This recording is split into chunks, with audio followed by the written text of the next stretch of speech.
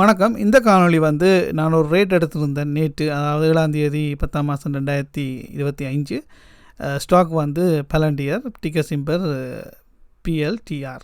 அந்த ரேட்டை வந்து எடுத்திருந்தேன். அதை தான் நான் ரெக்கார்ட் பண்ணினான். இப்போ வந்து அதுக்கு வாய்ஸ் ஓவர் கொடுத்துருக்குறேன். அதுதான் இந்த காணொலியில் பார்க்க போகிறோம். இந்த ஸ்டாக்கை பொறுத்தவரையில் பார்த்திங்கன்னா ஒரு நல்ல ஒரு சப்போர்ட் லெவல் ஒன்று கிடச்சிருந்தது.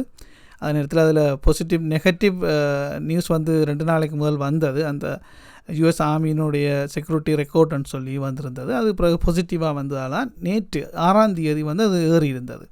அதனால் நான் வந்து இது அதே நேரத்தில் அந்த கணக்காக அந்த சப்போர்ட் லெவல் அதில் அந்த க்ரீனை அடிச்சிருக்கிறேன்.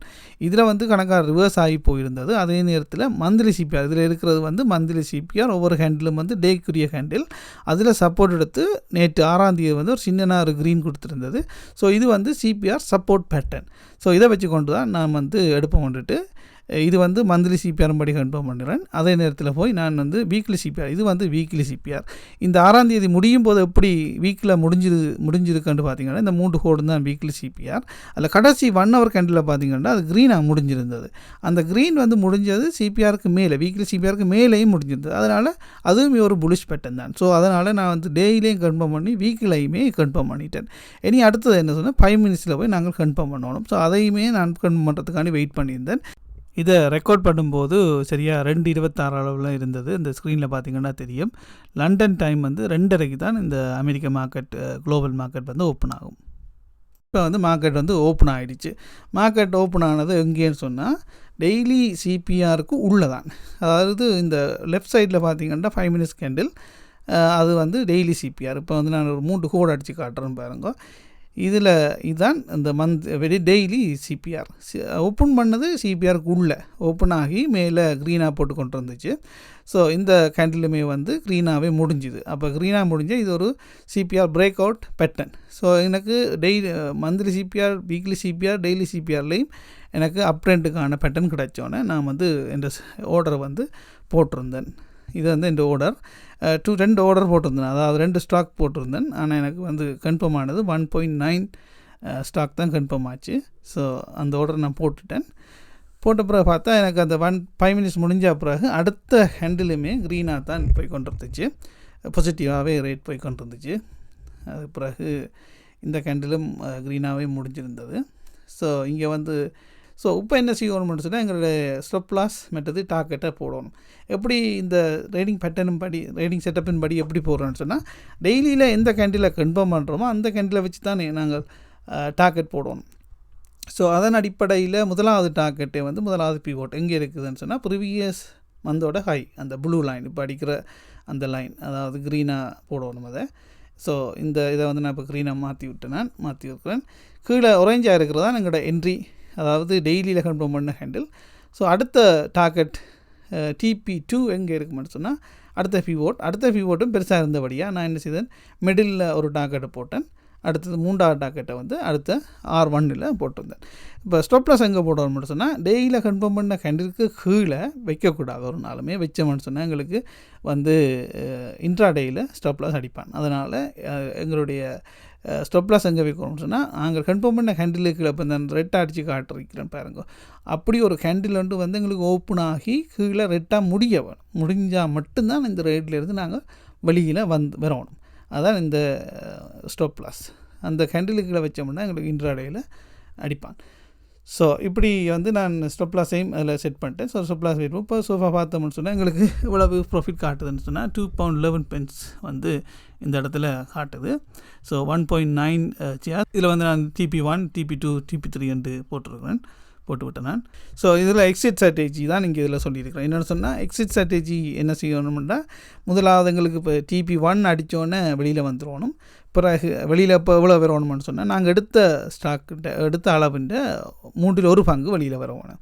அது TP1ல் 1/3 பகுதி வரணும். 2வது TP2வில் வந்து அடுத்த 1/3 பகுதியையும் கடைசியாக 1/3 பகுதியும் வந்துடணும். இதில் வந்து TP1, TP2 அடித்த பிறகு TP3க்கு போகாமல் ரிவர்ஸ் ஆகி திருப்பி TP1க்கு வந்துச்சுன்னு சொன்னால் நாங்கள் எங்கள்கிட்ட இருக்கிற மிச்சம் முழு பொசிஷனையும் க்ளோஸ் பண்ணிடணும். அப்போ 3 பகுதியாக நாங்கள் பொசிஷனை க்ளோஸ் பண்ணுவோம். இதான் வந்து எக்ஸிட்டுக்குரிய ஸ்ட்ராட்டஜி. அதுதான் அதில் காட்டியிருக்கிறேன். இப்போ பார்த்தோம்னு சொன்னால் எங்களுக்கு 3வது கேண்டிலுமே வந்து பாசிட்டிவாக வந்திருக்கு. இப்போ ப்ராஃபிட் வந்து £3.93 பென்ஸ் 4.10 அளவில் காட்டுது. இப்போ வந்து மூன்றாவது ஹேண்டிலுமே க்ரீன் ஆகி எங்களோட டிபிக்கு போகுது, TP1க்கு. அடுத்தது ஹேண்டில் வந்து ரெட்டாக வந்தது.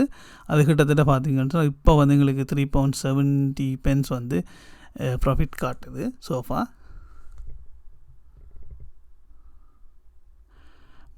நாலாவது ஹேண்டில் ரெட்டாக போட்டு ரிவர்ஸ் ஆகுது. அப்போ நான் வந்து என்னுடைய TP1 அடித்தோடனே நான் க்ளோஸ் பண்ண வேண்டிய பொசிஷன் வந்து 0.66, என்னென்னு சொன்னால் 1.9 தான் நான் எடுத்தது ஸ்டாக் அளவு. ஸோ அதில் மூன்றில் ஒரு பகுதி கிட்டத்தட்ட 0.66 அளவில் வரும். ஸோ அதை நான் ரெடியாக போட்டிருக்கேன். எனக்கு TP1 அடித்தோடனே நான் வந்து க்ளோஸ் பண்ணுறதுக்கு போட்டிருக்கேன். ஸோ அடுத்த ஹேண்டிலுமே வந்து ரெட்டாக போய் ரிவர்ஸ் ஆகி கொண்டிருக்கு.